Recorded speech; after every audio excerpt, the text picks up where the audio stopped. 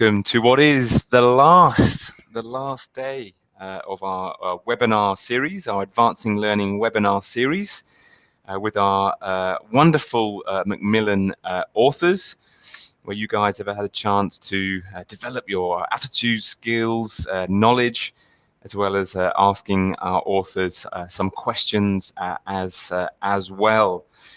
Do let me know that you can hear and see me okay. And do let us know where you are tuning in from today. Let me know. Okay. Wing is here, definitely from Vietnam. Amir from Vietnam. Hi, Amir. Great. Yeah, let us know where you're tuning in from. Maybe let us know what levels you are teaching as well. That would be really useful for our presenter today. So lots in from Thailand. Fantastic. Beijing.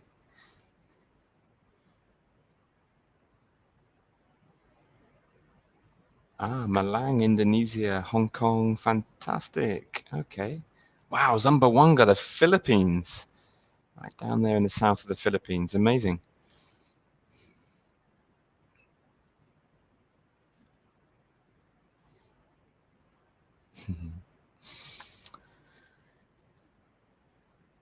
Great. All right then. Well, welcome back to those of you that have attended one of these webinars in our series, and a warm welcome to those who are joining for the first time. As mentioned, this one will have a bit more of a teenage and probably more of a young adult focus. And we'll be listening to our wonderful author, Rhona Snelling, a little bit later on. And stay tuned also after Rhona's session, we'll have our very own Del Spafford, who will join for a very special Q&A, focusing on teens and young adults. So if you have any questions for either Rhona, our author, or for Del, you can fire those in the chat box a little bit later, and they will do their best to answer your questions. For those of you that don't know us, we are Macmillan Education. My name is John Cruft. I am the Regional Professional Development Manager for Macmillan Education. I'm based here in Shanghai, in China. And Macmillan Education as a company. So we've been helping teachers like yourselves advance their learning for over 175 years now. And we are responsible for books such as Alice in Wonderland over 150 years ago. I'm sure many of you would have read that book. Many of you may be reading that book to your kids as well. And we work besides Alice in Wonderland and those literary texts, we work in language learning, ELT, as well as curriculum, so mainstream education. So we do science, maths in the English medium, as well as sort of literacy products as well. And we also work in international higher education as well, working with things like study skills for students that are at university or preparing for university. So as I mentioned, this is the last in a series of webinars. So we're going to save the best for last today. So we kicked off, Del and myself, last Wednesday, and we've had 2 primary sessions as well. But in today's session, we're going to move up to slightly sort of higher age groups, particularly sort of young adults. Again, don't worry, there will be a certificate on its way to you direct to your email inbox. That will be automatically generated after the session today. Be patient, it will be there. Give it a couple of days. If it hasn't arrived, do check your spam folder as well. So as I mentioned, just in a minute, we're going to have a quick chat with our author before she delivers her wonderful session. You'll have a chance, as I mentioned, to ask her a few questions at the end of her session as well about her session. And then Mr. Dell will be joining after for a 30-minute Q&A, as mentioned, with a focus on teens and adults. So do have your questions to test Mr. Dell. Let's see if he's up to the challenge. I'm sure he is. Right, without further ado, let's welcome our third author of this webinar series, the wonderful Rhona Snelling. Hi, Rhona. How are you? Hello, I'm very well. How are you, John? Brilliant. And let us know where are you tuning in from today? Somewhere in the UK, right? Yes. So I'm in England. I'm in the southwest of England, near Bristol and Bath. If people maybe know Bath and Bristol as big cities. We know very well. Yeah, very as we mentioned. Yeah, quite near to my hometown too. Yeah. Bit of Bristol. Bit of Brazil, yeah, excellent. And tell us a little bit about yourself. You've done a lot of different things. You were a teacher in Europe and Australasia. Is that right? Yes, yeah. So after my training with International House, I was then fortunate enough to work with them in Italy and Hungary, and then in New Zealand, and also back in Bath near my home as well. So yes, been about a bit, and then went into publishing. So worked as a development editor on all the books that we use and love in the classroom. And now I'm doing some more writing, teaching, and these webinars. Amazing. Wow, Hungary sounds amazing as well. And you were teaching all sorts out there, or teaching adults specifically, or? Yeah, Hungary was absolutely everything. So from little tiny children up to going into businesses and delivering sort of business English. So a real fantastic school with just every different type of English you could imagine. You were able to go and teach. A brilliant experience. Fantastic. And I'm just looking at a copy of your Speak Your Mind book, which is one of our newest young adult titles as well. And I'm sure you're going to be using a few examples from that course today as well. Yeah, definitely, yes. All right. So we have teachers from all over. Yeah, amazing. Asia, Southeast Asia. We've got a few friends back from Lebanon today as well in the chat box, and all raring to go. So without further ado, we're about 1 minute early, but that's okay. I think we'll get this underway. Without further ado, I'll hand over to you, Rhona, and I'll be back on at the end for a short Q&A with you. Perfect. That sounds great. Thank you, John. All right. All yours. See you. All Bye. right. Thank you. Bye for now. Bye. So hello everyone. Thank you so much for coming today. I know your time is so short and so precious as a teacher, so thank you for sparing this time and coming along to the webinar. Let me show you what we'll be covering in the next 50 minutes or so. So as John said, we'll be looking at starting the language learner's journey. In detail, we'll look at defining what lower levels are, because it's a term we use quite a lot, isn't it? We'll reflect on our experience as an L2 lower level learner. We'll look at some linguistic theory to improve teaching knowledge, and just to pick up on one of those themes of these webinars that we're looking at attitudes, skills and knowledge. So point 3, linguistic theory, will pick up on your teaching knowledge. Number 4 is going to pick up on the attitude. We'll share our attitudes about teaching lower levels. And number 5, we'll explore some teaching skills for lower levels, because they are a little bit different to those other levels. And then finally, this is where there'll be some examples from Speak Your Mind. We'll have a look at some classroom activities and how you can go away and use these activities in your next lesson. So let's start with our very first section, defining lower levels. And here on the screen, we've got some very common definitions, which I'm sure you'll have heard for beginners. So we can describe them as a false beginner, an absolute beginner, a zero beginner, and a true beginner. So just to pick these definitions apart a bit further, we know that a false beginner is someone who has a basic knowledge of English. It's maybe someone who studied English at school, 10, 20, a long time, years ago. And their knowledge is way back in the past, but there is some knowledge of English. And then on the other side, we've got absolute, zero, and true beginners.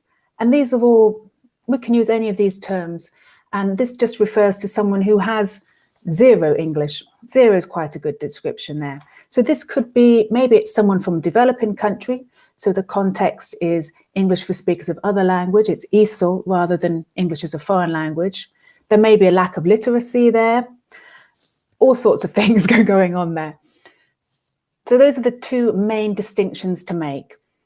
And if you look on your shelf in your classroom and in your materials at home, I'm sure you'll find a variety of different words again: beginner, elementary, foundation, level 1, all sorts of different terms. For me personally, I love the term starter at the bottom. And I think that's quite good because we can apply that to any type of beginner, false or absolute or zero or true. It's simply someone who's starting their language learning journey. They're at the beginning.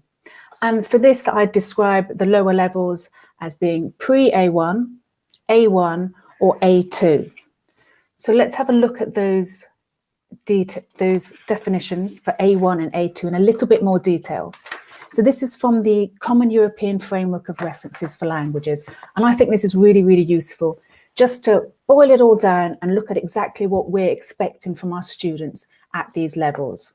So there isn't a level for pre-A1, as you can see, but we have got A1 and A2. And I've underlined in red there on the screen some key phrases. I'll read those to you now. So we've got, for A2, frequently used expressions, immediate relevance, simple and direct exchange, immediate environment, immediate need.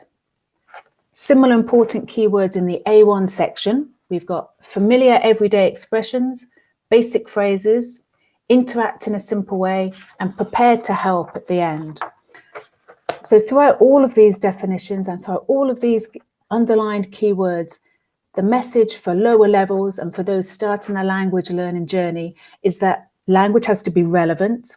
It has to be immediately useful. So your students can use it now, the moment they leave the classroom, if they're in an English language speaking country.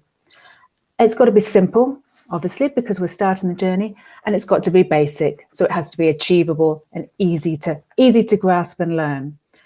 And I've underlined that prepared to help right at the very bottom there, because I think this is really key. It's part of our role as a teacher that we are 100% there to help. And do remember that it's a two-way thing, obviously.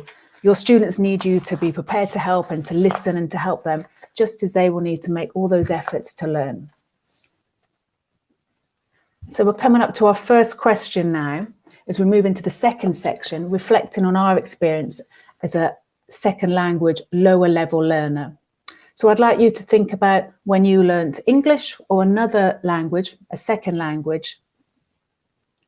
And I'd like you to tell me what your experience was from 1 to 5. So if it was not a positive experience, you're going to write in number 1 in the chat box. And if it was a positive experience, then you might write number 5 in the chat box.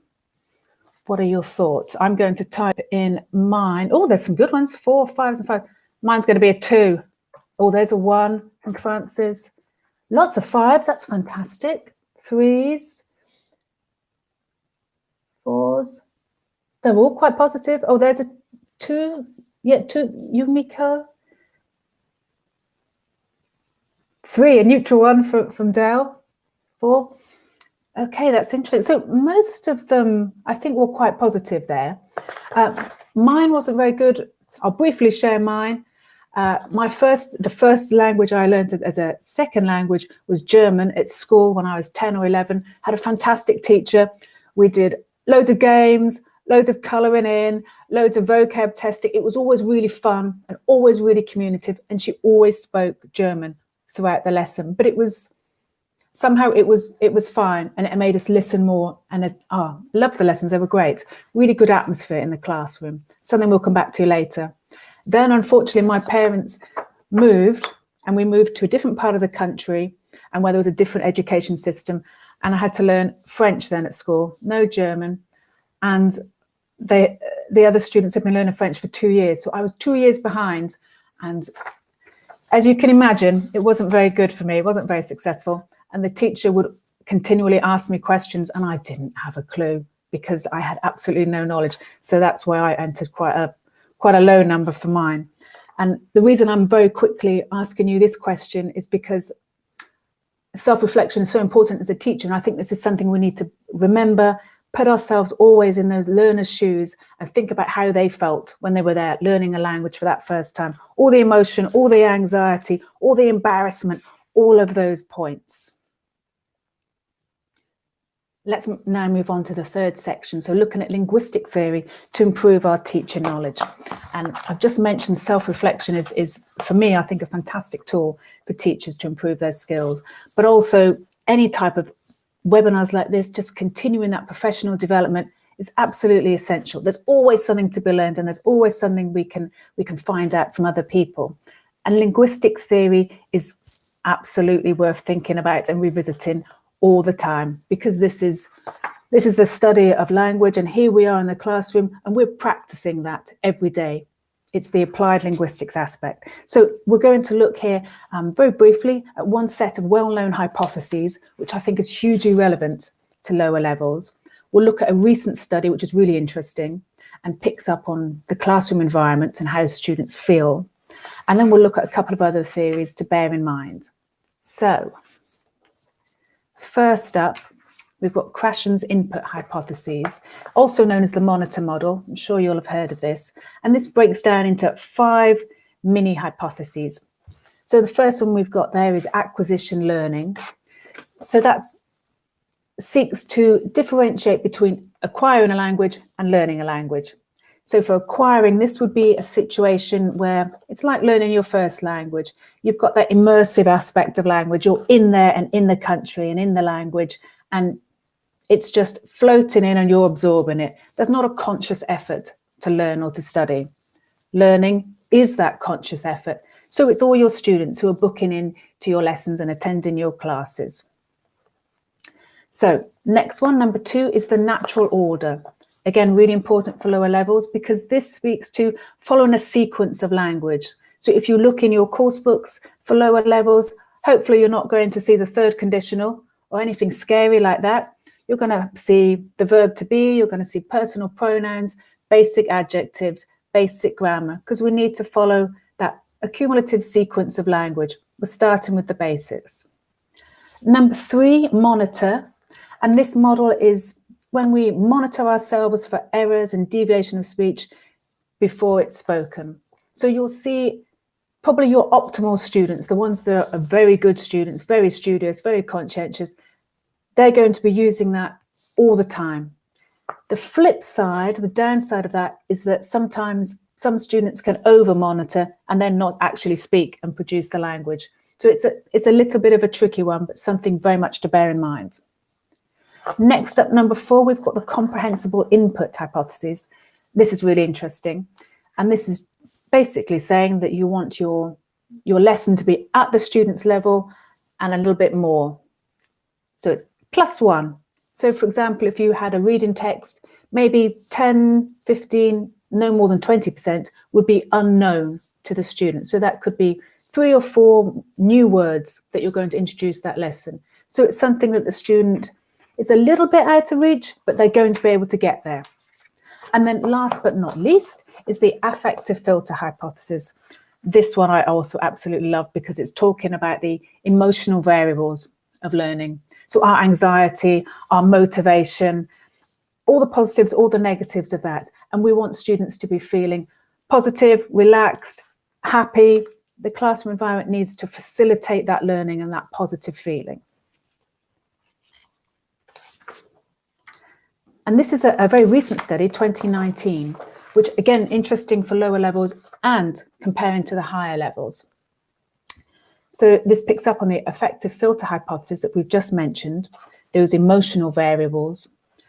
And in this study, there were over 400 native Spanish students at the levels, as you can see, A1, A2, B1, B2. And it studied their causal attributions of success and failure in learning. So when they succeeded in learning, what did they believe caused that?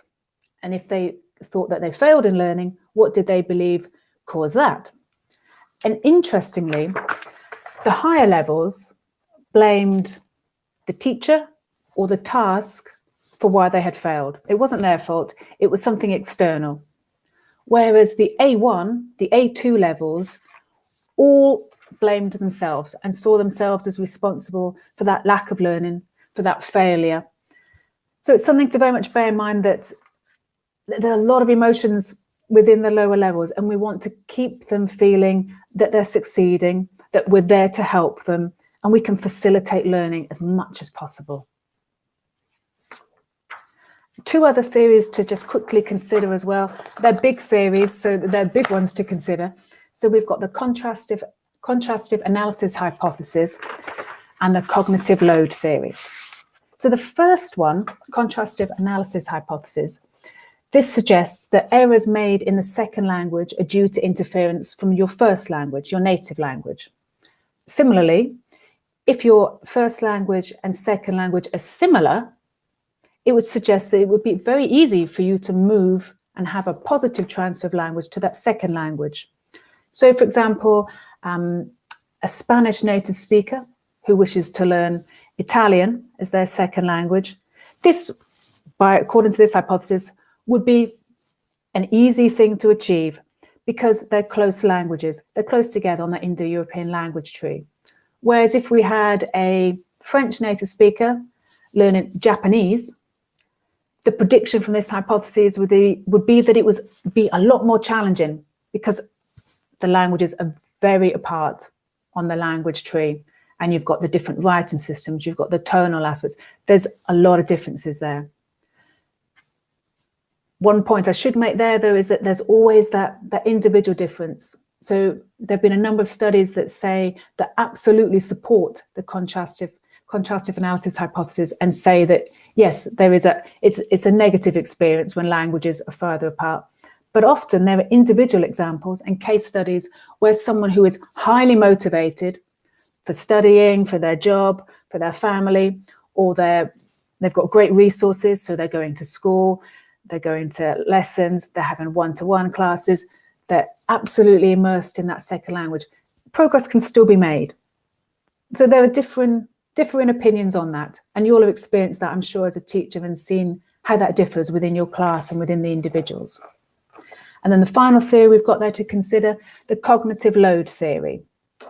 And this, again, is incredibly important for all levels, particularly with lower levels when there is that deficit of language. They're just starting that journey.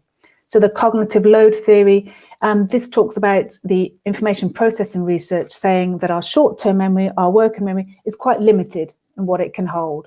We can't give too much information, otherwise it's lost. So we want to make sure that the cognitive load, the input we're giving to our students, that lesson we're teaching is achievable. It's a little bit demanding, yes, absolutely, but it's not impossible. It's something that they can process and they can achieve. And that new knowledge, that new language is hopefully going to move easily in the working memory and through into the long-term memory and become acquired knowledge. Let's move on again. And I can ask you another question about sharing our attitudes about teaching lower levels. So, how do you feel about teaching lower levels? I'm including this question because some teachers love the lower levels, some teachers don't. So what do you think? And if you want to, type in a word, type in a sentence. Stressful. Stressful for maths. Yes, I think that's a popular answer. Love it. I love it too, Shane. Yes. Lovely, but more tiring. That's true, Amir. Yes. Challenging for Mei Chen. Challenging. Running out of patience, Rhona. Tired, challenged. Yes, it is challenging. Yeah, it's interesting. Tiring, frustrated. Love it because we are teachers. I like it. Takes more energy. Yeah, it does, doesn't it, John? Yeah. Junior, senior. I see maths. Yeah, easy to confuse, lack of motivation, lack of ability. Yeah, exactly. Exactly. Yes. Oh, these are great answers. Code switching is, yes, that's something we'll pick up on with L1 in a bit. Yes, fulfilling what's quite ambitious and teaching. Exhausting. keeping on toes. Yeah, that's great. Well, yeah, these are fantastic answers. I personally absolutely love lower levels, but I 100% agree. You have to be on your A game. Your lessons need to be beautifully planned. It can be more time because there's a lot more energy that you need to give, I think, there as a teacher. And it's time for the students as well, isn't it? And Warissa, I hope I said that correctly, like it as we can see the improvement. Yes, that's one of the things that I love. It's incredibly satisfying when your students go from having a single word of English and then having a sentence and then having a couple of sentences and then having a conversation. Fantastic. Let's now move on and look at exploring teaching skills that are useful for lower levels. So I've said to you that I love the word starter for describing lower levels, and Speak Your Mind has a starter level for that introduction, that first level. And so I'd like to use that acronym, and we're going to go through the teaching skills. We're going to have STARTER as the first letter of each of our teaching skills. So S starts with syllabus, which is quite a big word. And don't worry, I don't at all mean your syllabus for the whole year and every single lesson, but I do mean quite simply the content. So what you're going to teach, when you're going to teach it, how you're going to teach it, why you're teaching it. So what are you going to teach? We mentioned earlier about the natural order with Krashen. So we're not going to be teaching third conditionals. We want to have to be, might be one of the first grammar points that you might introduce in the lesson, when you're going to teach it. So where in that sequence of natural order will that lesson be? How you're going to teach it. Are you going to use it? Will it be face-to-face? And if so, how are you going to do it? Will it be a board presentation? Will it be using your book? Will it be using video? Think about that. And very importantly, why you're teaching it. I think this is key for lower levels and for beginners. Our aims need to be excellent. We need to be on it and say, this is what we're teaching and is achievable, and this is how we're going to do it. So keep in mind your syllabus. That's the first point. Next one, the letter T. T, T, T. And can I ask you first of all what T, T, T stands for?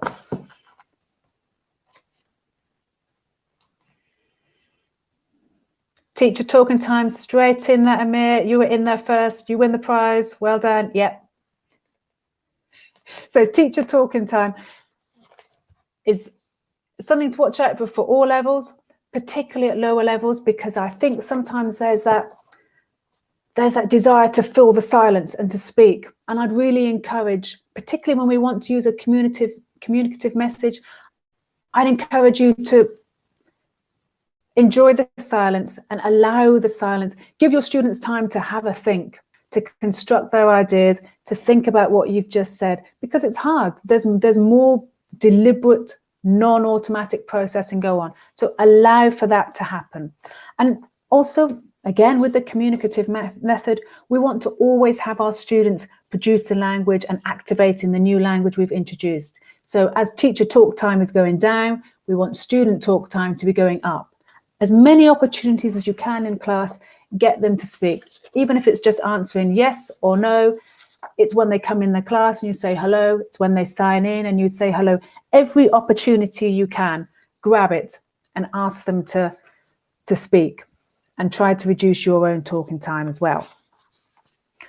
And also thinking about teacher speak, you might also want to think about what are you going to say exactly when you're given instructions. With a B1 class, there's no need to really regulate, and you can go and give your instructions and don't really think about what you're saying. But for these lower levels, for A1, A2, you want to make it simpler.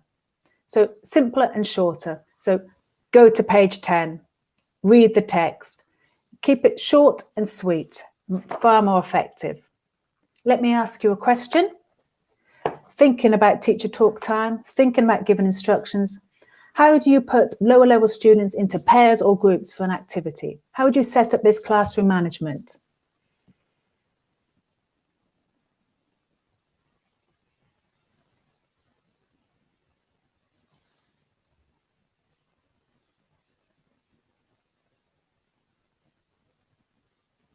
Modeling, exactly. Make a story. Oh, I like that. That's a nice idea. At their will. Yeah, you could. That's really interesting. You could hand it over to the students and let them do that. You could very simply say A, B, pair. A, B, pair. Set people up like that into pairs. As someone has said, let them choose at their will. For a group, you could say 1 student, 2 students, 3 students, 4 students, 1 group. And that's pointing at the students so they know who you're directing into a particular group. And let's have a think about L1 now, because this is always a massive, massive issue, isn't it? We could have a whole webinar on this by itself. But thinking about lower levels, what are the positives of using the first language with a lower level class? It reassures students. Yes, exactly. It's fast. Yeah, it does. It saves time. Absolutely. That's important. Students would feel comfortable. Yes, because it's nice that creates that feeling of connection. Absolutely. Translation is absolutely part of L1. Yep. And it does help with demotivation. I agree. When you're struggling and flagging and, oh, it's difficult, and you get that lifeline of an L1 word, it does help. Absolutely. Contrastive analysis, you can really get into the 2 languages. That's true. I think, yeah, it's in a perfect world, I like to say only use English, but there are times when it is absolutely a positive to use L1. So do think about when you can use it and when is it at its most useful and beneficial. So the opposite question, what are the negatives of using the first language with a lower level class?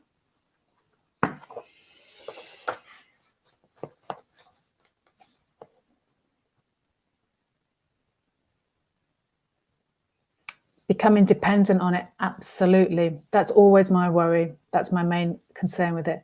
Less exposure to the target language, yes. Stop trying to use English. Decreases the amount of input they're receiving, exactly. Students might not, yep. Students might wait for L1 in the future. Yep, not total immersion. Fantastic answers. I agree with all of them. They're brilliant. Yeah. Switching off from thinking in the target language. Yes, that's really important, isn't it? To get them, even at this level, at the lower levels, get them thinking in English straight away. And it's less authentic. Yep, I agree with all of these. We want to avoid that over-reliance on the first language. It is less exposure to English. So I don't know how often your students are attending class, but let's say that if they're coming 3 times a week and that's 3 hours, there are many, many other hours in the week where they're not speaking English. So when they're there and when they're in the class, I think absolutely go for it. Go for it with English. And it's also not representative of the real world, because when they're out there and if they're in an English language environment, they're going to have to be using English. So it's a tricky one. So these are points to bear in mind. There are absolutely reasons to use the L1, but not too much. I think my main suggestion would be that, yes, if you want to use it at the start of your class, absolutely do, but seek to reduce the amount of L1 as the class progresses and as their competence in English also progresses. Let's move on to our next letter in the starter acronym. So we've got A for achievable. And if we think about the linguistic theory we were talking about earlier, this is picking up very much on that and that cognitive load theory, that we don't want to overburden our students and give them far too much to think about, to process, to produce. So you're not going to introduce 15 vocabulary items and expect them by the end of the lesson to have good working knowledge of them.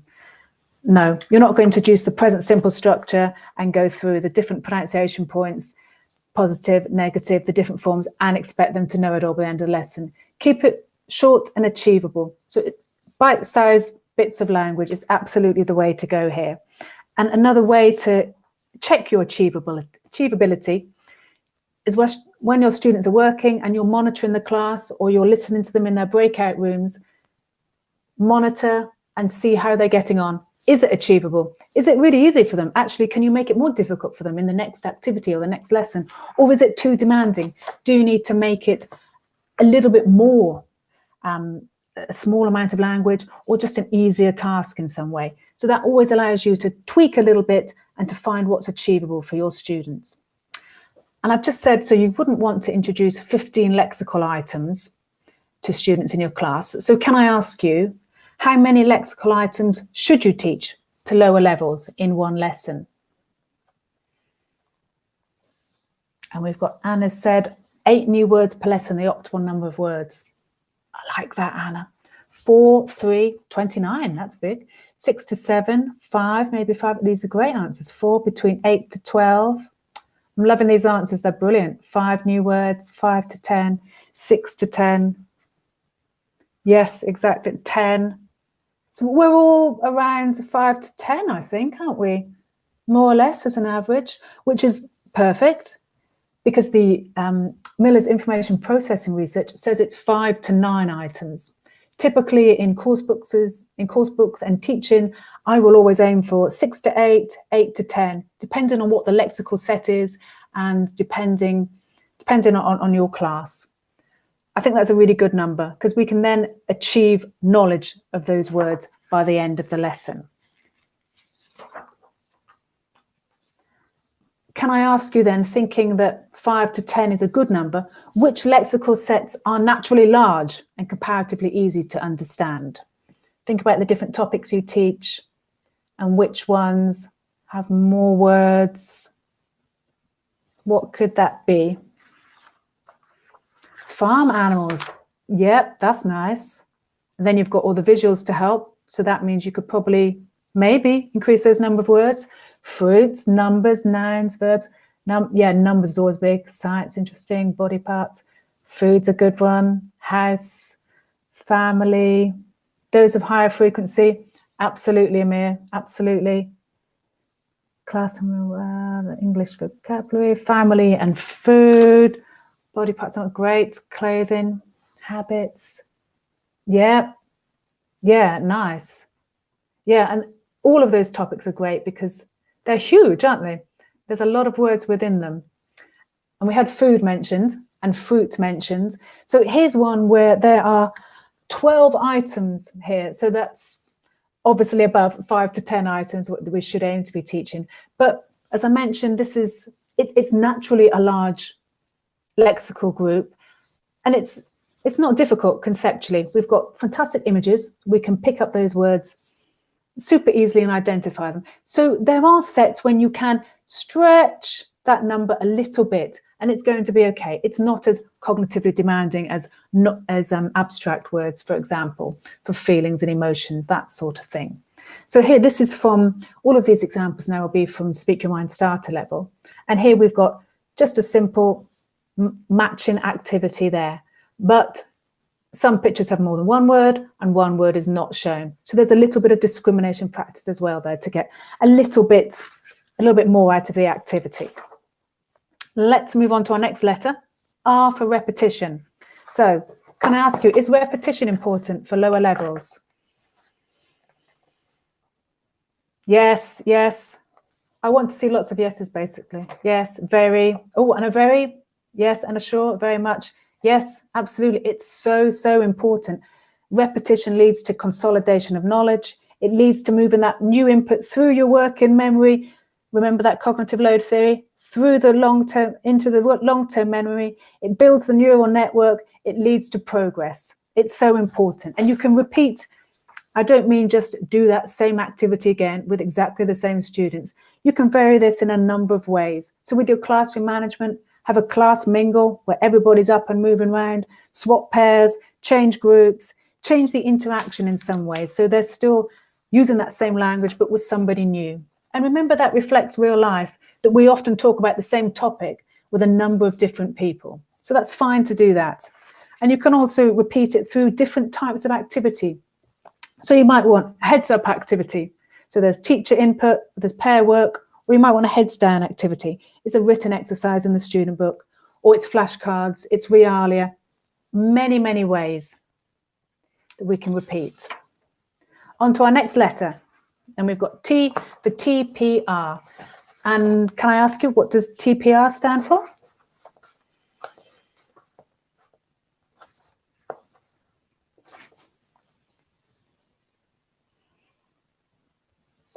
Son Selva, thank you first in there. Total physical response. Yep, Lovely, lovely. This is such, and I really think total physical response is it's a really useful, fun teaching skill, especially for young learners, but it's also great with some adult classes for sure. And this is simply based on the theory that physical movement aids the learning of language. So in its purest sense, it can be miming. So it's an elephant with its long trunk and then its big ears. It can be stand up, sit down. It can be applied to any over-exaggerated physical hand movement, any facial expression that you want to give. So whether that's confusion, whether it's, oh, you're tired, whether you're asking students to open their books, to listen, to read, to write, to type, all those ways that you can use your physical movement to help your learners understand. And sometimes you can avoid a bit of L1 there. It's a fun thing to do, and it does also keep engagement and that interaction and that connection with the teacher as you're talking. So it's useful to include a bit of it in your class. Let's move on to our next letter, which is E for empathy. So whatever your word is for this, whether it's rapport, emotional intelligence, kindness, patience, soft skills, I think this is absolutely crucial for all teachers. I'm not sure if it's a skill you can teach, but it's certainly something you need to be aware of and to feel. And when we spoke at the beginning of the webinar a bit about what was your experience as a lower level second language learner, how did you feel? It's all about that. It's putting yourself in your learner's shoes and thinking, how are they feeling? How will they feel if I teach this? Is there a topic that's inappropriate to use in class for them? Is there a topic they would love to do in class? Do they not want to talk out loud in front of others? Is there a way I can help them with that? It's being aware of all of those emotional variables. Everything we spoke about with the affective filter hypothesis. It's incredibly important. Last but not least, we've got R. Any ideas for what the final letter R, what that might be about? Reflection. Oh, I love that. Response, review. These are great. Reward. That's a good one. Role play, rules, reading, reflection. Fantastic. Reflection. I think I prefer your ideas, really. Mine, it's repetition again. It's our old buddy. And I've included it in there twice because it's so important at this level. Don't underestimate how important it is to spend longer on something. So sometimes if it takes you a whole hour to get through that page of your course book, that's great. Make sure you've taught it, the knowledge has been consolidated and been reinforced, and it's been learnt. There's nothing worse than whizzing through your course book in a couple of weeks and all the exercises are done, but your students haven't learnt anything. So slow down and keep the repetition, Let's move on to our final section then. And so here we're going to be examining some classroom activities for the lower levels. So these are all examples from Speak Your Mind starter level. And we're going to go through, here we've got a reading example. We're going to go through the 4 skills: reading, writing, listening and speaking, and the 4 language systems: grammar, lexis, phonology, and functional language. So we're starting with reading. And I don't know about you, but when I think of reading, I think of a block of continuous text, 150, 200 words, something like that, which is not true, because this example is absolutely the same reading skill. We're asking students to orthographically process these letters, these words, to comprehend the content there, to understand those new words, the first language, the other language, nationalities. There's a lot going on here. It looks small, but it's deceptive. This is still a good, valid reading activity. And if I ask you to look there, we've got 4 business cards, ID cards, that type of thing. And this is something that you could replicate if you're back in a face-to-face environment, asking your staff room if you can borrow someone's driving license, someone's ID card, someone's travel card, and you can use that to show students, and you can start to get a little bit of authenticity and a bit of real life in there for your classroom. So important.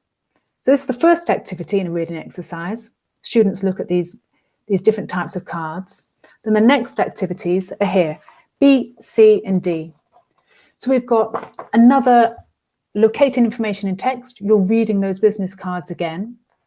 Then in activity C, there's a little bit of language work, looking at countries, nationalities, and languages. And then final exercise is a thinking skill to analyse what does first language mean and what is your first language. And this is important. I've included this slide to just remind you that it's important to remember your students can operate at all these higher levels. Even at lower level, they can operate at this higher reading skill of locating information in a text. That's an IELTS skill, but your lower level student can still do that. Don't underestimate what they can do. Similarly, with activity D, we've got the thinking skill, analyse. Your students are still able to start thinking about that Bloom's taxonomy and those critical thinking skills, to start analysing and thinking. And someone said earlier about thinking in English, thinking in the target language. It's really important. So encourage all of these. There's a lot you can do there. Let's move on to the next skill, which is listening. So most listening lessons start with some sort of gist question, something on the location, the setting, the relationship between the speakers, something like that. But a fantastic thing for lower levels is to look at some pre-listening work. So we've got students already thinking again about the topic and activating that schemata. What's our understanding of the world? And then looking at, we're not even listening yet, just answering a simple question about the pictures. So look at the pictures, which people are in a store. So if I ask you to do that exercise, look at the pictures, which people are in a store. B, Matt is straight in there, first away. Thank you, Matt. More Bs. Anyone going for an A? No, we're good with a B. Fantastic. C. Let's move on. So after that photo exercise, that pre-listening, we've then got the listening exercise. So that's activity B. And it's listening and checking your ideas, matching back to those pictures in A. And then C, as I said with the reading skill, don't forget your students can do these higher level skills, the identifying information. Again, a skill that's used in Cambridge exams, in IELTS, but we can do it in a general English class. It's an essential listening skill, and it's picking up on, if we have a look at conversation 1, conversation 2, it's picking up on prices that sound similar, positives and negatives that students have just learned. There's a lot going on there, and it's that really listening very, very specifically, intensive listening for those precise words. Let's move on to our next skill, which is speaking. So here, nice and simple, two rounds of dialogue. That's it. Looks great. And this is, I've included this because it's an example that you can have good speaking practice with your lower levels. Because in here, there's still a lot going on, remember. There's all the grammar within there. There's the word order. There's all those sounds. There's the intonation of questions and replies. There is a lot going on, even though there's only those 2 lines. And this you can, and in terms of repetition, which we've said is very, very important, as it says in activity B, you can join another group, you can work as a class. There are different ways to repeat saying those phrases. Lots of ways to maximize it. That's something I'd absolutely always encourage you to do, to look at your course book and think about what more you can get out of it. What other activities can you do? And let's move on to our final skill. So we've looked at reading, listening and speaking. And so here we are with writing. If I just give you a minute now to read through this online review. This is written by Meg, who's reviewing The Blue Cafe. I'll just give you a minute to read that and then we'll look at the task.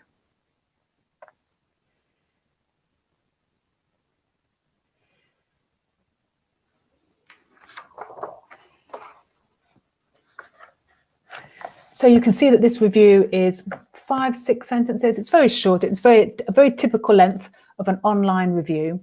And again, it's always great to have that review there, an example, a model for your students to follow. But this is not a perfect model, which is fine, because then that allows us to have a look at what needs to be corrected and what the errors are. So in this example, students are going through that review and identifying those errors. which is a really important skill to start your students becoming familiar with at this level, so that they're always thinking about, how's my work? Have I reviewed it? Is the word order correct? Is the spelling okay? Is the punctuation good? And if you can encourage, if that's appropriate in your class, peer correction is an incredibly important tool, I think, then, that students can help each other, learn from each other. Maybe there's a great word in that review that you want to use in your review, that sort of thing. After that, we've looked at the receptive stage of that writing activity, and now we want the active stage, where students are going to write their own review and prepare a post. And there's 1, 2, 3 stages there for students to go through. And this, again, is important for lower levels, that we want them to feel scaffolded and prepared for each single stage. So we're breaking that down into really achievable, bite-sized chunks. That picks up, again, on the comprehensible input, that we're not doing too much for our students, the effective filter hypothesis, that students are doing something that is achievable and pleasing. And again, point 3 there, in pairs, exchange your sentences and check for errors. As I just mentioned, that peer correction is really important. If you can include it in your lessons, absolutely do that. It's a really great way for students to monitor themselves and connect with other students in the group. It's a positive experience, hopefully. So we've looked through the language skills. Let's now look at the language systems. And we looked at this picture of the food before. And I've just said to you about maximising exercises in your course book. So can I ask you now, looking at this set of vocabulary of food, how can you maximise this exercise in class? So what other activities, additional activities, could you do?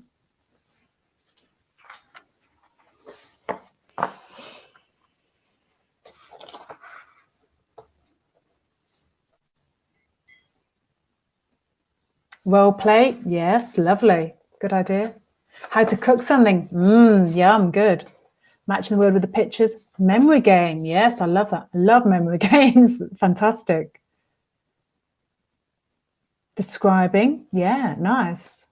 Yeah, you could describe colours, you could keep it that simple, you could describe quantities, create a personal recipe, lovely. Yeah, something really simple would be good, wouldn't it? Pancakes, a sandwich, something like that would be really good. Lesson more according to order, 20 questions, yeah, lovely ideas, yeah, great.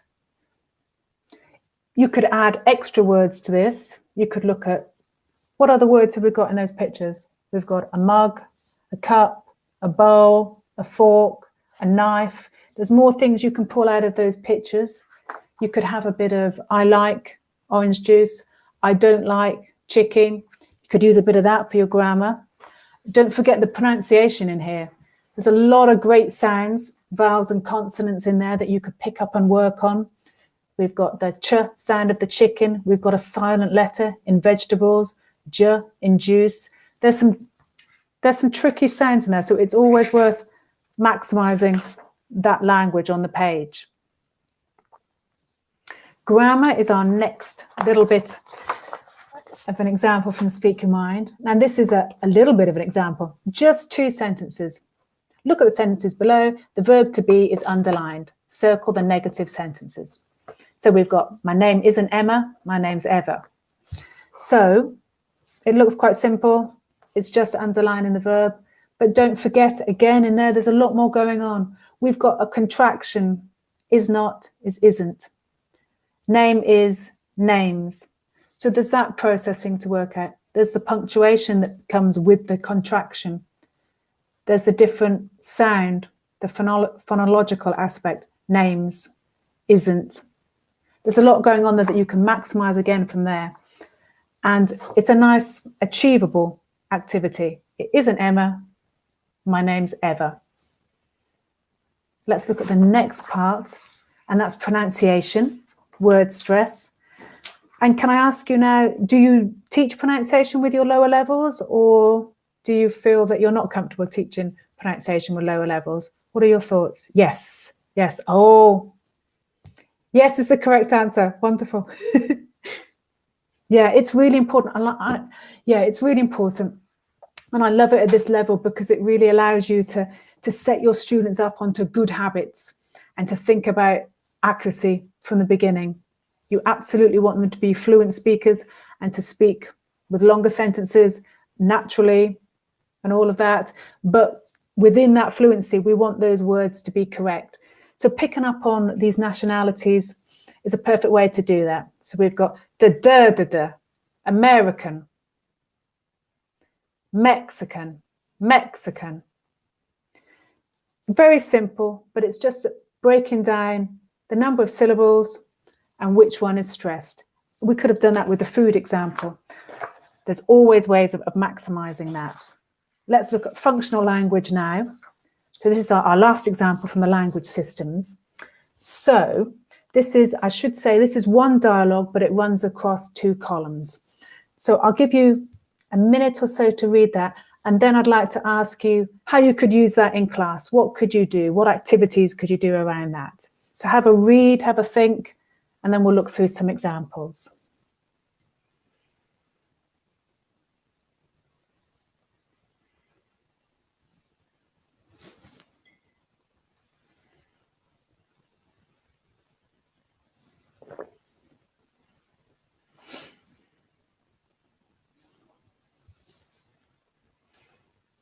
So with this dialogue, I hope you can see there are some sections within the dialogue that are in bold, and that's the target language. It's the language we want to be presenting to our students. Can I get? What can I get you? What size? Any other? So what we've got: role playing, perfect; gap filling, rearranging dialogue chunks, perfect; comprehension questions, sequencing, fill in the blanks. Yep, all of these are brilliant. There's so much you can get from just that small dialogue. And someone just said about filling in the blank. So you could very simply do something like this, where you've blocked out, see these blue boxes now. If I just pop back to the previous slide, there we go. That's it, complete. And then we've just taken out a few words here and there. So at the top, we've got, can I get, please? Then we've got another question for the customer, a reply. You can change it in a number of different ways. Role playing is brilliant, as you're all saying. And again, that's a fantastic way to get in the repetition. So a student plays the waiter, another student plays the customer, and then they swap roles. Or that waiter speaks to a customer from another group. There are different ways of doing that. And also what I love about role plays for low levels is that I wouldn't say it forces students to speak, but it does get them speaking. Sometimes it's difficult because of shyness, because of all those emotional feelings, to get them to contribute and to speak and to communicate. But a role play really allows a really safe, neat environment in which your student can offer language, follow a very simple dialogue and speak, and you can hear how they're doing and their progress. And then you can start tweaking it and making it a bit freer practice so that they can gain confidence with their speaking and their delivery. And so there we are near the end. So in this webinar, these are the points we've looked at. We've defined lower levels. So we had a look at the absolute beginners, the false beginners, the true beginners, the zero beginners, define those. And we looked at A1 and A2 and how the Common European Framework of References describes them. And that importance that at A1 and A2, it's all about immediately relevant basic language and being prepared to help them. Then we reflected on our experience as a second language lower level learner, which was different numbers were given. So lots of 4s, lots of 5s, so some very positive experiences that some of you have had. Number 3, we then looked at linguistic theory to improve teacher knowledge. So we looked then at Krashen's input hypothesis and those 5 further hypotheses. The little study back in 2019, looking at the effective filter hypothesis, the causal attributions, the A1, A2s, blame themselves and feel responsibility for any failures. And we talked about considering the cognitive load theory and the contrastive analysis hypothesis. Then we shared our attitudes about teaching lower levels. Lots of people loved them, but also found them challenging, tiring. Then we looked at exploring our teaching skills for lower levels, and we did that with the STARTER acronym. So could I possibly test you now and ask S? Do you remember what that stood for in the acronym? syllabus, fantastic. And T, what did that stand for?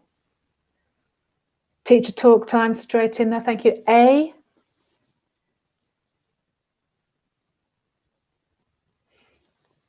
achievable, yeah, fantastic, thank you. R, repetition, my favourite word, thank you. T, TPR, lovely. E, empathy, fantastic, thank you. And then the last one, another R. My old buddy, repetition again, lovely, thank you. So that was the end of point 5. Well done for remembering that, brilliant, thank you very much. And then our final point, we went through those examples from Speak Your Mind starter level, looking at classroom activities.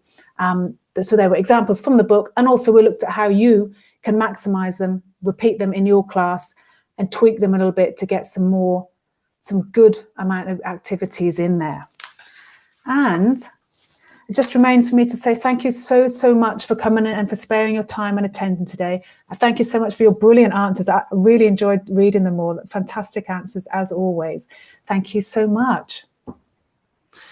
Good. All right, Rhona. Thank you so much. Pleasure. I watched the content with intrigue because I am a language learner with a very high cognitive load. I'm trying to learn Chinese, so very different from English, and it's so true, isn't it? It's repetition, and I love Absolutely. what you said of when you're talking about kind of the quantity and charging through a course book too quickly. And I did that. I'm not sure I blame myself. We talk about blaming myself or my teacher when we first started, but it just went for she went for quantity, I think, over quality at the start. And I've got all these books like full of words and grammar structures, but I can't use any of them, So I think this year I'm just trying to go back and repeat and repeat and just try and use it. And it's but it's such easier, isn't it, when you're in a country where you can speak the language every day on the street. But if you're trying to learn English in your home country, it's difficult, isn't it, to use it sometimes as well. Absolutely. And I think as someone said that the sort of lack of exposure to English, you need to go for it and use L1, not use L1, and use English in the classroom. Because that's the point. You've got so little amount of time in your real life. You have to go for it. Yeah, very tough. All right, well, I'll keep going. And thanks for the motivation. You're welcome. Right, we've got a few questions coming in. There's so much chat going on in the chat box that okay, here we go. Someone was talking about playtime in the classroom, but I'm pretty sure that might be pre-primary, so I might skip over that one. Okay. I'll get Dale to answer that one maybe in his teenage class. So here's a question from Vietnam from Quinn New. Could I ask, what should I do with a LLS? Lower level student? Yes, low-level student who have improved a lot, but he or she usually makes minor errors in grammar. Good question. It is a good question because error correction, it's a difficult one for lower levels. And I'm always in two minds that you want them to just be speaking, and when language is like a work in progress and it's not quite there and accurate and correct, it's maybe okay to let things go. But I think from this question, if someone's continually making those minor errors, maybe they're the same errors with the present simple, for example, then I think it's probably stepping up on the correction and making them really aware that they're saying that. It's writing it on the board, it's sending it in the chat box in your Zoom lesson, however you're communicating, so that they're aware they're saying it, and it's correcting on the spot. So as soon as I've said it, I'd probably be error correcting now, because we don't want that to become this poor student becoming a B1 student, but with all those fossilized errors. Yeah, Okay, fantastic. I guess you could, you talk about repetition as well, so you could repeat those kind of mistakes that they're making regularly on a constant basis, and drill it into them, I Absolutely. guess, as well. Yeah. Absolutely. Right. What else have we got coming in? Speaking. So we've had grammar, speaking. Yeah, the classic about shy, low level Yeah. students who don't want to speak, Yeah. and how to approach that. Tough one. Yeah. Yeah. I think firstly it is challenging and it is tough. We just have to be honest about that.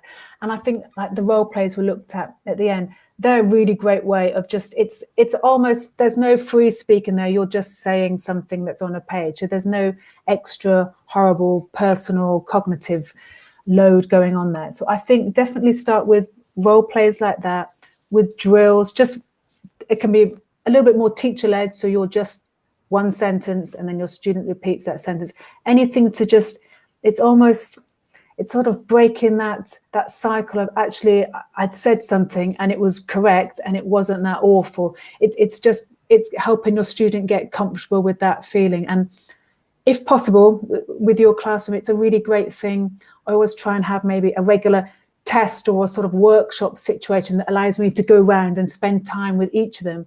So on that one-to-one level, you can go for it and get some good speaking in and try to get that experience and that mileage almost of speaking, so that it becomes slowly a bit more comfortable. And reward when they've offered something, thank them for it and praise them. It's so important that they know you appreciate it and they've done it well. Yes. Wonderful. Thank you very much. All right. I think that's about it. We've got a couple more pre-primary questions, but we can follow up with those later. Okay.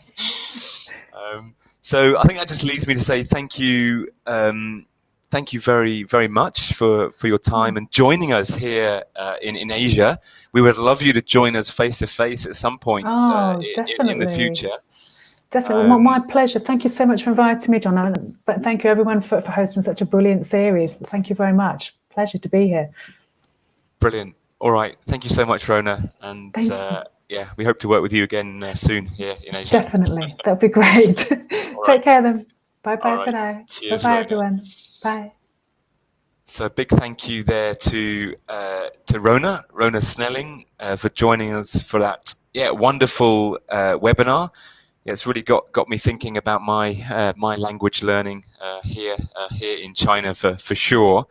I think there are a few more questions coming in, and maybe we can transfer those across to Mr. Dell. Mr. Dell is going to come and join us very shortly for an extended Q&A with a teenage and young adult focus. So don't run away. We're going to have an extended Q&A with Mr. Dell in a few minutes. Just to mention Rhona and her course. So many of those questions that you were asking there, or the content of Rhona's webinar, were based around her Speak Your Mind series. As you can probably tell from the title of her course, really gets the students speaking, building their confidence to communicate. Lots of lovely scaffolded step-by-step activities to get those shy students speaking their mind. Obviously lots of thinking there as well, and challenging or more challenging type activities there, as you can tell from the title. Just to mention, that course is fully flexible as well. If you are still teaching online or have a blended approach, it's all set up there to teach online as well. Do give us some feedback. There's a link here to a survey to give us feedback from today's session. Let us know how we're doing. Let us know what challenges, what workshops that you would like in the future as well, to keep us or help us meet your teaching needs there. So do take some time to either scan that QR code, fill out that quick survey, or you can access it through a link which I believe will be sent. Yes, will be sent there in the chat box. So we've got links to Rhona's course and the link to the survey, and I'll put that up again a little bit later at the end of Dell's Q&A as well. Okay. Just a reminder about the certificate. There will be a certificate coming through to you. Don't worry, that'll be automatically generated. If you haven't received it for any reason, do check your spam email folder as well. It might have been popped in there. Okay, dokie. Quick reminder as well. This series has all been about asking the author. We've had 3 lovely authors. And just to remind you, we've got 2 wonderful author campaigns being launched this year. One for pre-primary with Carol Reed, the wonderful Carol Reed, called Hop on the Learning Wheel. If you're interested to take part in that campaign, loads of teacher resources. I'm sure our team will be posting a link below in the chat box. If you're a teacher of teens as well, Dave Spencer, who's the author of our Gateway series, will be launching a masterclass with Teach Dave, where you'll have a chance to go and ask Dave live questions, as well as lots of lovely resources if you're a teacher of teens. Right, so somewhere behind the scenes hiding is our wonderful Mr. Del Spafford. There he is, who is going to close off this webinar series. I guess you can say save the best till last, Del. Would that be fitting? If you say so. If you say so. So if you have any extended questions that are coming to mind based on Rhona's session, or if you have any questions about your teenage or young adult class, we'll try and keep it a bit more specifically with teens and young adults. Then do fire those questions in the chat box there, and I'm sure Del will do his best to answer those. I will see you at the end, Del, to wrap up. Thank you. All the best. Cheers, See you later. Thank you so much. Hi, everybody. Yeah, so thank you all so much for giving up your time. It's really great to have the honor to finish the webinars, the spring webinars that we've been running. I think if you've just obviously seen Rhona's webinar, which was great, and the 3 that we had previously have been a really wonderful opportunity for us to meet more people and share our information and share our knowledge with each other through the chat box, which has been great. You giving your ideas and answering questions has been really great to see. So let's hope we can finish on a high. So a little bit about myself. I'm the regional teacher trainer for Macmillan, and my job is to go around Southeast Asia and meet teachers and help them with the materials that we use. And to help them generally with their teaching in the classroom. I've been involved with English language teaching for it's been nearly 25 years now. It's been a long time. So, and I've always been, I think from the day I started, I fell in love with the job, and I've been very happy to be involved in it. And just looking at that, and to get us started while you're thinking of some of the questions that you might want to ask me, I'm going to show you a little picture. And there is a picture of me on the left, and there's a picture of me on the right. And the picture of me on the left is when I first started teaching. And the picture of me on the right was a couple of years ago in Kuala Lumpur, actually chatting to John, who you've just mentioned before. But I just cut him out of the picture for the purpose of this picture. Yes, groovy hair. Yes. Oh my. And I was thinking, just to start off the session, and I think this is kind of a nice question maybe to ask yourself. Now, obviously, I don't know how old you are or how long you've been teaching. So maybe in the chat box, can you just type in how many years have you been teaching for now? What's your experience? Let me get some idea about where we are. So Berowitz, 6 years, okay. James got 27, the winner and the leader so far, 16, 20, 23 years, 30 years.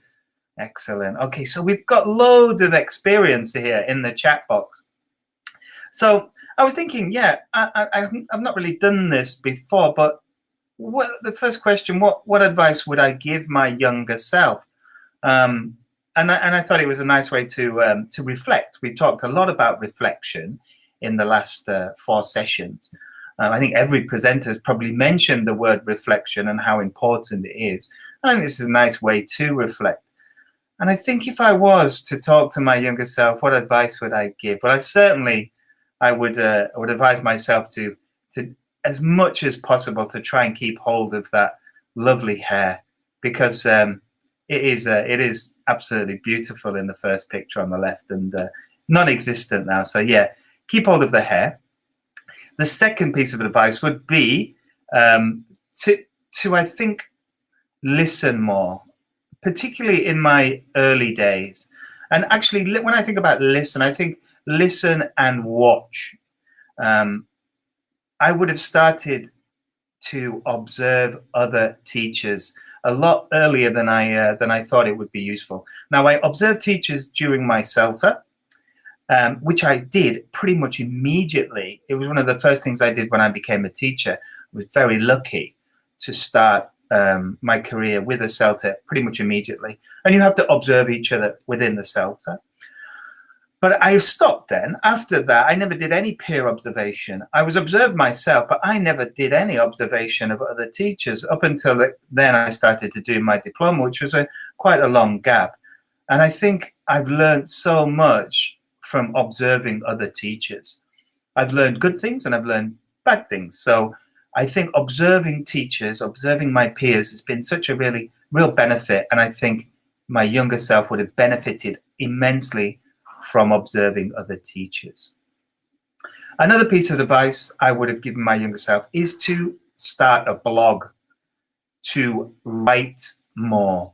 So when I have an idea or something that I want to learn about, or usually with these kind of webinars that we run, what I tend to do, particularly in the last year, is come up with some ideas. But to help me formulate ideas, I write about them. So I've written blogs, particularly in the last couple of years, been quite prolific of writing blogs, and this has really helped me build that knowledge. So we're talking this week or this last 2 weeks about attitude, skills, and knowledge. So observing teachers, I think, would have been an attitude, and I think writing blogs would be to build my knowledge. And I think those 2 things have been really beneficial to me. Yeah, Yumiko, you said, I would say to my younger self, challenge anything positively. Don't be afraid of making a mistake. Absolutely, yeah. Mistakes are fantastic, aren't they? If you learn from them, they really show a really steep curve of learning. If you or a steep growth, if you can learn from your mistakes, and certainly having an environment and creating an environment where you're not afraid to make mistakes is great for you and your students. So we've got our first question. Now, I do please forgive me for my pronunciation, but it's from Quinn, I think, from Quinn Nu. It said, should teachers try to arrange teens in different groups since they seem to be uncomfortable when completing the task with classmates they are not close to? Excellent question. So, yeah, I think this is all about, obviously, it's a classroom management question, isn't it? And I think wherever possible, we should try to change the dynamics of the class, and in that way, change the interaction patterns, change the groups as much as possible. I think you can allow students to sit with their friends or sit with their own groups at certain periods of time. But when we're doing language work, I think it's important to have students working in different groups. I think it's important that you do this right from the first lesson. If you try to do it after students have established their cliques, or as Nick calls them, Nick Bear calls them tribes, which is quite a nice word for them. But if they establish their own groups and cliques early, it's very difficult to then break them up. And they might see that as being a punishment as opposed to a positive way of putting people into different groups and listening to different voices and different opinions. So wherever possible, yes, split them up and move them around, and then give them time. Then at the end of the class or during the class, you can say to them, right, you can get into any groups you like now. We're going to do a reading activity or a listening activity. You can sit with your friends, sit wherever you want to, and that would be fine. Rhona mentioned about putting people into groups earlier and how you do this. When I try to put my students into groups, I try to use some kind of maybe some language focus. So I used to have a lot of cards with different words on them that might be part of a lexical set. And I had these because I tended to teach a group of teenage boys in a class, and I knew exactly, and it was in a school, a normal mainstream school environment. So I knew pretty much that I was going to have 20 boys every lesson. There was never going to change the numbers. So I could put students into 5 groups of 4 or 4 groups of 5 or whatever, however I wanted to do it. So I created some cards, and I would have different lexical sets, and maybe the group of the lexical set would be, so if it was food, they would have 1 card which would say food, and then 4 cards which would be different items of food, and then another group might be sports, and another group might be, so they would get their cards and they would go around and they would have to describe what was on their card and then get into groups that way. So there was a language focus to putting students into group 2. So I wasn't just grouping students for the sake of it. I was grouping them for a language purpose, which means the students have to do something within the class and then get into their groups. So that's the way that I would go about doing it. And hopefully that uncomfortableness will change, if that's a word, uncomfortableness, will change and then become more of a, this is what we do in Teacher Dell's, Teacher Quinn's class. This is just normal for us. And then at the end, we can sit with our friends if we want to. The next question is from Sun Salva, and it says, how would you discipline a disruptive student? Well, that is a very broad question, isn't it? I've had to discipline disruptive students many times before. And what I try to do is be as understanding as possible, particularly with teenage students. I think it's important to try to understand the teenage mind. It's important to understand that this period in their life is a very difficult period. They're going through a lot of change physically, mentally. They need to get a lot of sleep to help that brain develop. And if that's something that's not happening, it could contribute. There's lots and lots of things that could be contributing. So the first thing I would do is I try and find the source of the problem. So I talk to the student and really try and understand why they're being disruptive. To try and empathize, to show them that I'm here to help and support, but that their behavior in the class has a negative effect on everybody in the class as well. So we need to solve this problem. So try and look at it as a sort of a puzzle to solve, a two-way problem that we're going to work at together. So that's the way that I would do it. I wouldn't discipline any students by giving them any extra work. So if a student has been disruptive, I would never give any extra homework to them, because I don't want them to associate learning a language with a punishment, with something that's negative. What I might ask them to do is maybe just, if they're being disruptive in the class, is maybe move them to sit with me, or sit next to me or near me, so that we can have a bit of a communication and a bit of a stronger eye contact. I might look at talking to the student to find out whether they feel that their behavior deserves any punishment or any kind of discipline that we can offer, and then look at asking them what kind of discipline we should use as well. So kind of making them accountable and responsible for their behavior as well. But yeah, so I think that's how I would go about disciplining a disruptive student, finding out why, and then talking and looking for solutions. The last solution, which I've had to do, and I have to tell you this, is I've had to talk to parents to discuss the situation as well. Often this has been successful, sometimes not successful. Often parents side with their child, for example, and they maybe don't see that the problem is a problem as well. So that would be a last resort, though, to get parents involved, because that can be quite scary for teenage students to have their parents involved. So I'm just going to go back to the normal chat and see. Okay.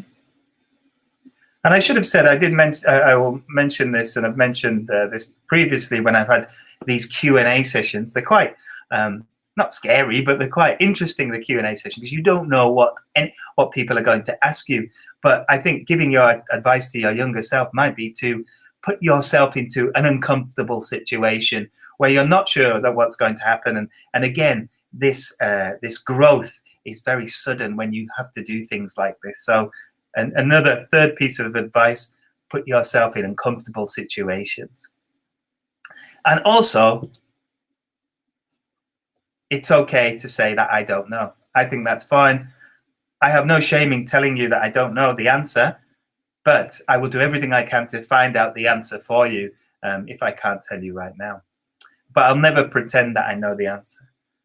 And then I like this other quote. These are not my quotes, by the way. I've copied these, but I can't find the source. I thought the source of the one on the right, if you're the smartest person in the room, then you're in the wrong room.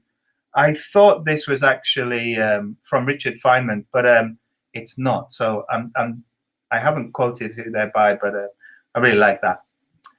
Get into a room where you're not the smartest so you can learn something. So thank you, Sun, for the question about how to discipline a disruptive student. That was from Sun Salva. So thank you so much for that. And then we have another question from Angelina Carpio Reyes. What's your view on no homework policy? At what age would you recommend giving homework?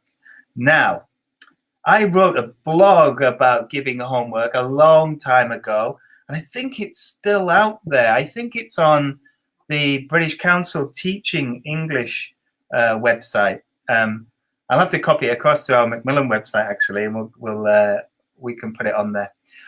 So my policy with no homework, I think it depends. It depends a lot on what age group they are, of course. So if we think about teenage students, and if we are teaching in a private language school, so if students are going to school all day and then in the evening maybe coming to study English with us, or if they're studying with us at the weekend, if it's separate to their normal mainstream education, then we might want to consider giving homework or not giving homework, because it's likely that they will get a lot of homework from their normal school life. So in that case, I would probably, or I have done in the past, I have strayed away from giving homework. That takes a lot of time. When I think about homework now, actually, I think about opportunities for learning outside the classroom. I don't necessarily think of do page 24 in the workbook. I kind of would use that maybe as some consolidation, or a way of managing the classroom, when I'm actually teaching in the classroom. I would look to be doing something a bit more constructive. So it might be a bit more of a homework, might be a bit more research to come to the classroom with something that they need in order to do an activity. Homework might also be using the flipped classroom approach. You can do this with teenagers or with adult students, is getting them to think about maybe the grammar that they're going to be learning, so that you can then focus on communication in the classroom. In terms of the age that I would recommend giving homework, I mean, you can give homework from primary all the way up to adult levels.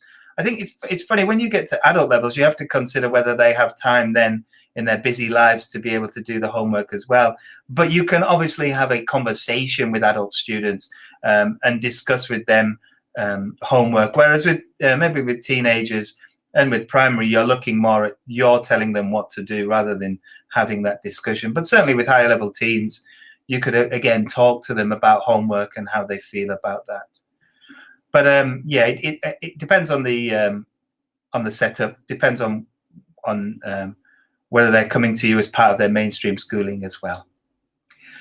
The other thing about homework to consider is with teenagers is a big stakeholder.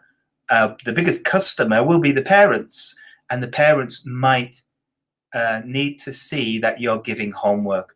So if you have a no homework policy and you have a strong feeling about that, you need to make sure that the parents understand that as well. So maybe a little note that you can, or type a little letter that goes home with the students, just to explain your homework policy and make sure the parents understand that. Because as I said, parents might expect it. And when the students come home and they say, what homework have you got? And they say, we don't have any homework, or we didn't get any homework today.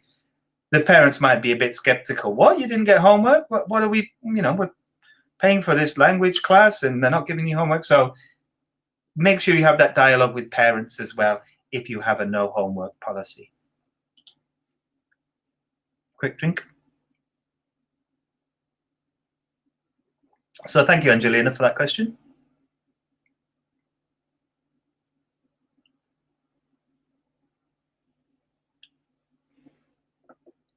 Oh yeah, I should say in that picture, that's a shout out to all my Indonesian colleagues out there. So that's a nice batik that I was given when I went to Indonesia, and the hat is I'm not sure where that hat is from actually, but it was given to us by some teachers in Indonesia, and I like to wear it from time to time. Cover up that head. I should have covered it tonight because it's very shiny tonight. I can see. Should have worn it tonight.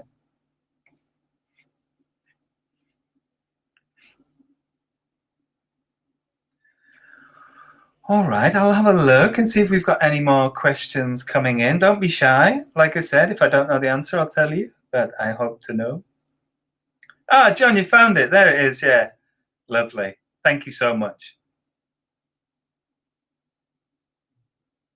I hope maybe my opinion has changed. Who knows? I haven't read that blog for a long time, and I'm sure my opinion has changed as it goes through the years and different experience.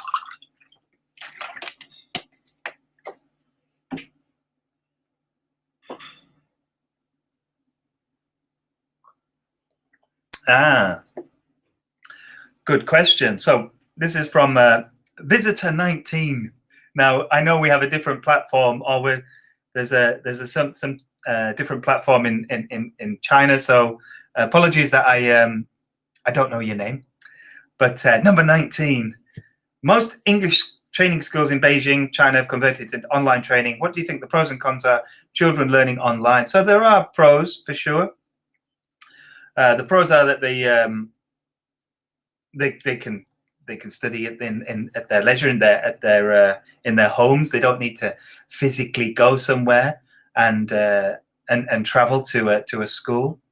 The pros obviously are building up students' digital skills, so giving them opportunities to build those 21st century skills in terms of digital literacy and learning on different platforms, learning in a different way. Depending on the kind of teaching that is going on. So if it's what we call synchronous teaching, so what we're doing now, a live class, then or if it's more of a blended approach where you'll be using asynchronous and synchronous, so students are studying online but in their own time, then this is really beneficial because they can pick and choose when they want to actually do the work that they're expected to do. And then the synchronous learning will be more about the communication, the listening aspect of listening to the teacher and that kind of thing. So lots of benefits of learning online. The negatives, I would say, are the lack of contact, the lack of face-to-face contact, of course. I think one of the things that I've found very difficult during COVID, is the lack of physical contact with my colleagues, with teachers, with actually being in a room. I think you can gain so much more, and you can do so much more, particularly when it comes to communication. It's hard to do speaking activities online. Putting students into breakout rooms, we all know how to do it, but then we have to monitor it. If you've got a big class, you have to go into all these different rooms. So it becomes a bit more of a challenge to build students' communication skills. So I think that would probably be the biggest negative. I also think language and communication is a physical thing. I think we need to see each other. We need to kind of not touch each other so much, but we need to be there and look at each other's body language and see how we and just be around people. It's a natural physical thing that I feel that we need, and that is taken away when we're not in a physical classroom. So I think that's one of the negatives. Okay, next question. So thank you for that. Visitor 19. It's a good idea to talk to the parents. Yeah, excellent. Absolutely, Achari. You need to talk to the parents. You need to have a dialogue with parents, regardless of whether it's homework or whatever you're doing. Really try to tell parents what you're doing and build that network, that link between the home and the school. This is a great way also to make sure your students come back. Because if the parents are happy and understand what's going on, they're more likely to then hopefully sign up for other courses, and then we keep our students. One of my students even lay on the bed studying online. Actually, that is true. I have a daughter who sometimes does that until I tell her not to. How should teachers draw students' attention to teachers' feedback on their pronunciation or speaking, since they seem to think that after speaking, they've finished the task and that's all? Yeah, Quinn, so pronunciation is a huge element, obviously, of learning a language. We need to work on pronunciation. I like to work on pronunciation kind of as a whole class approach. So, sorry, I've just been distracted. There's a big lizard on my wall. It's okay. It's just a gecko, but it's distracting me a little bit. Go away. So, pronunciation. There. Let's get back to that. So, how do we? Yeah, I like to do pronunciation as a whole class activity. So, if I'm doing a speaking activity, generally we can break it up into two, right? So we've got accuracy and fluency. So accuracy, we might be doing some drilling, some pronunciation activities. And I like to make sure that these are fun drilling activities. So I will drill loudly, I will drill quietly, I will drill the word long, short, and then at the end drill the word perfectly and correctly. So we have fun with the pronunciation activities. So the students see the prawn as being part of the speaking, but also separate in itself as well. And then when we maybe do a fluency-based activity, I like to correct this as a whole group. So rather than singling out individual students, is just bring it all together, put them on the board and highlight the mistakes, not focus on individual mistakes at this stage, and then maybe do some more remedial drilling after the activity to make sure they understand that. But that's something that I think teachers need to make students aware of, that this is a part of the lesson as a whole. It's not something that we do separately. It's just something that we do all the time. I also think you need to find out what your students' strengths and weaknesses are with speaking, and every nationality has different strengths and weaknesses. And if you are a first language teacher, if you are teaching your students and you have the same first language, then it's likely that you know the pitfalls or the troubles that students will have when it comes to pronunciation. So by focusing on those areas that they find difficult, they will see more rewards, I think. But for me, it's difficult because I have to do research into what Thai learners have problems with, and then I have to try and work out what pronunciation I can help them with and how to help them with that. How do I tell my teachers at my workplace how to teach better and spend more time in preparing lessons? Wow. Yeah, Burrowit, actually. Thank you, Burrowit. So that was from Win Mai. And I think Burrowit has given a good answer there. And I think I'll just add to that. So lead by example. Yeah, I think, and I would say lead by example is to do maybe even peer observations, to ask the teachers to observe you and you observe them, and work together on lesson planning and show them how you would go about planning the lesson. Get the teachers' books out and show them that the material in the particularly the Macmillan teachers' books are very strong when it comes to lesson planning, and show them what support there is there for teachers. But yeah, Burrowit, you've nailed it. Lead by example. Good answer. How to keep students' attention in online class. Now, John, can you help me out here again?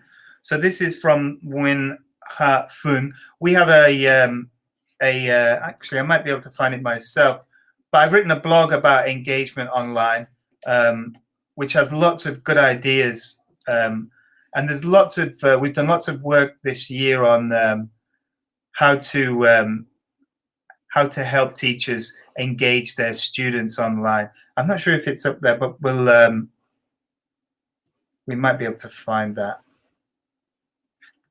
But I think generally one of the biggest things is to, I think, is to empathize with them.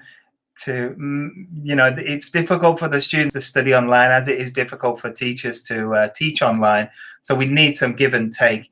I think have regular breaks, have regular brain breaks, so activities that break up the online session. It might be a stretching session, for stretching for a couple of minutes, breathing for a couple of minutes. It might be just doing some physical activity, or even just resting your head for a few minutes. So breaking up the lesson, that's a nice way. You want to try and change the input as well. It shouldn't just be you talking. You should be looking at different ways of using videos, maybe using some kind of Edpuzzle videos, which are great for students to engage with, using different online platforms to collaborate, such as Padlet and Miro. So generally try and keep it as engaging as possible for your students. You also need to do a needs analysis to find out what your students like. If you don't do a needs analysis with your students to find out A, what they're good at, B, what they like to do in terms of in the classroom and outside the classroom, and C, what facilities they have for studying online. So whether they have access to a webcam, whether they're sharing with their brother and sister, whether they have a quiet room. You need to know all these kind of things to be able to empathize and understand who you're dealing with, and to make sure that you're not getting frustrated by students not turning their cameras on, because there might be a very good reason why they're not turning their cameras on. So find out about your students and mix up the class as much as possible. Woo.